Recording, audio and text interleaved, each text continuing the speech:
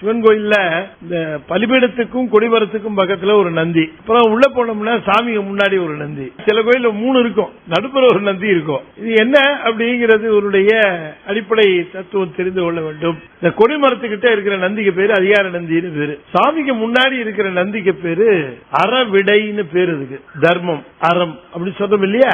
சாமிக்கு இயல்பாவே இருக்கிற அந்த ரிஷபம் விடை அறம் தான். அதன் மேலதான் அவர் ஆரவணித்து வருவார். இந்த முன்னால இருக்கிற அதிகார நந்திங்கிறவரு அவருக்கும் இவருக்கும் நடுவில் ஒருத்தர் இருப்பார். அந்த நந்தி திருமால் நந்தியாக இருக்கிற நந்தி. திருமாலும் நந்தியாக இருந்து பெருமானை தாங்கினார். ஆகையினாலே அந்த நந்தியாக சில கோயில்கள்ல இருக்கும். பெரும்பான்மை கோயில்கள்ல இந்த அறவிடையும் அதிகார நந்தியும் நிச்சயமாக இடம்பெற்றிருக்கும். எப்படி திருக்கைலாயத்துக்குள்ள நுழைகிற பொழுது வாசல்ல நின்றுட்டு இருப்பார், அந்த அதிகார நந்தியினுடைய அனுமதி பெற்று தான் கைலாயத்துக்குள்ள நுழைய முடியும். அந்த நந்தி தான் திருக்கோயில்ல கொடிமரத்துக்கிட்ட இருக்கிற நந்தி, அதிகார நந்தி. அவர்கிட்ட போய் அனுமதி பெற்றுக் கொண்டு திருக்கோயிலுக்குள்ள நுழையணும்.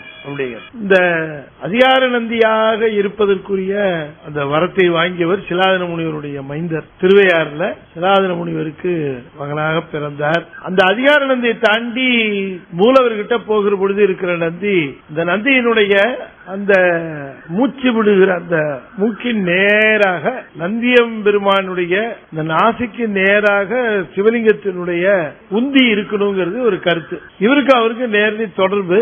அறத்தையும் சிவத்தையும் பிரிக்க முடியாது. நீதிக்கும் சாமிக்கும் நடுவில், அறத்திற்கும் சாமிக்கும் நடுவில் போகக்கூடாது என்பது ஐதீகம். பின்னால இருக்கிற அந்த நந்தி பெருசா இருக்கும், முன்னால் இருக்கிற நந்தி சிறுசா இருக்கும். நடுவில் இருக்கிறது அதை விடையும் பெருசா இருக்காது, முன்னால் இருக்கிறத விடையும் சிறுசா இருக்காது.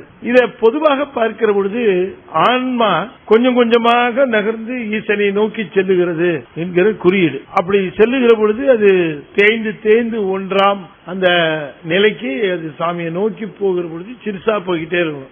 பெருமானனை நெருங்கி கொண்டு இருக்கிறது ஆன்மா என்கிற குறியீடாக உள்ள அவரை நெருங்க நெருங்க நாம் அவரோடு ஒன்றுகின்ற தன்மை என்கிற அந்த பொருளையும் அது தருகிறது.